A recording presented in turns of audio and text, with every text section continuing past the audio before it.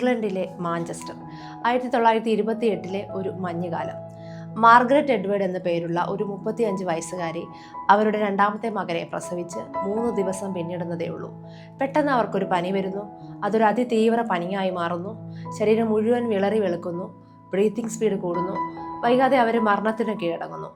മാർഗരറ്റിന്റെ മരണശേഷം സമാന രീതിയിൽ പ്രസവശേഷം പനി കൂടിയും ശ്വാസതടസ്സം നേരിട്ടും സ്ത്രീകൾ മരിച്ചു പോകുന്ന സംഭവങ്ങൾ ആളുകൾ കൂടുതൽ ശ്രദ്ധിക്കാനും അതിനെക്കുറിച്ച് പഠിക്കാനും തുടങ്ങി.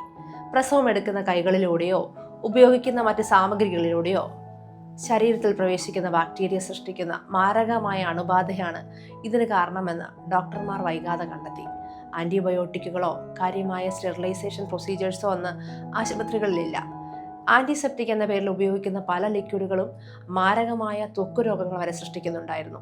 ഡോക്ടർമാർ കൂടുതൽ സുരക്ഷിതമായ ഫലവത്തായ ഒരു ആന്റിസെപ്റ്റിക് കണ്ടെത്താനുള്ള തീവ്ര ശ്രമത്തിലായിരുന്നു. ഡോക്ടർമാർ പുതിയൊരു ആന്റിസെപ്റ്റിക്കിന് ശ്രമിക്കുന്ന സമയത്ത് തന്നെ സ്റ്റാർച്ച്, വാഷിംഗ് പൗഡർ മുതലായവ ഉത്പാദിപ്പിച്ച് വിതരണം ചെയ്യുന്ന യുകെയിലെ ഹള്ളിൽ സ്ഥിതി ചെയ്യുന്ന റെക്കിറ്റ് ആൻഡ് സൺസ് എന്ന കമ്പനിയും ഒരു ആന്റിസെപ്റ്റിക് കണ്ടെത്താനുള്ള ഗവേഷണങ്ങൾ ആരംഭിച്ചിരുന്നു. ഡോക്ടർ റെയ്നോൾഡ് എന്ന ഒരു ബാക്ടീരിയോളജിസ്റ്റിന്റെ നേതൃത്വത്തിൽ നടത്തിയ പരിശ്രമങ്ങളുടെ ഫലമായി ഒരു ആന്റിസെപ്റ്റിക് ലിക്വിഡ് അവർ കണ്ടെത്തി. അണുക്കളെ കൊല്ലുന്ന, സ്കിന്നിന് വലിയ പ്രശ്നങ്ങൾ വരുത്താത്ത ഒരു ലിക്വിഡ്. 1933 ലണ്ടനിലെ ക്യൂൻ ചാർലറ്റ്സ് മെറ്റേണിറ്റി ഹോസ്പിറ്റലിലാണ് ഈ ലിക്വിഡ് പരീക്ഷണാടിസ്ഥാനത്തിൽ ഉപയോഗിച്ചു തുടങ്ങിയത്. സ്ത്രീകൾക്കുണ്ടാകുന്ന ഇൻഫെക്ഷൻസ് 50% കുറയുന്നതായി ആശുപത്രി വൈകാതെ റിപ്പോർട്ട് ചെയ്തു. അങ്ങനെ ആ ലിക്വിഡിന് ഒരു മെഡിക്കൽ ക്രെഡിബിലിറ്റി ലഭിച്ചു. 1933 മെഡിക്കൽ ബോട്ടിലിൽ ഡെറ്റോൾ എന്നെഴുതിയാണ് ഈ ലിക്വിഡ് ആശുപത്രികളിലെത്തിയത്. ആദ്യകാലങ്ങളിൽ യുകെയിലെ ആശുപത്രികളിൽ, പ്രത്യേകിച്ച് പ്രസവ വാർഡിൽ മാത്രമാണ് ഡെറ്റോൾ ഉപയോഗിച്ചിരുന്നത്. പിന്നീട് ലോകത്തിന്റെ വിവിധ കോണുകളിലെ ആശുപത്രികളിൽ ഡെറ്റോൾ ഒരു ആന്റിസെപ്റ്റിക്കായി ഉപയോഗിക്കാൻ തുടങ്ങി.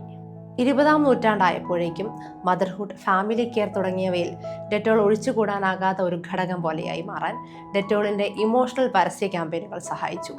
കൈകൾ, പ്രതലങ്ങൾ, വസ്ത്രങ്ങൾ തുടങ്ങിയവയെല്ലാം ക്ലീൻ ചെയ്യാൻ ഡെറ്റോൾ വൻതോതിൽ വീടുകളിൽ തന്നെ ഉപയോഗിച്ചു തുടങ്ങി. 125 രാജ്യങ്ങളിലേക്ക് ഡെറ്റോളിന്റെ സാമ്രാജ്യം വളർന്നു. ഇന്നും റെക്കിറ്റ് എന്ന കമ്പനി ഉത്പാദിപ്പിക്കുന്ന ഡെറ്റോൾ എന്ന ബ്രാൻഡിന്റെ ആസ്ഥാനം യുകെയിലാണ്. യുകെയിൽ കൂടാതെ ഇന്ത്യയിലും ആഫ്രിക്കയിലും ഒക്കെ ഡെറ്റോളിന് ഉത്പാദന യൂണിറ്റുകളുണ്ട്.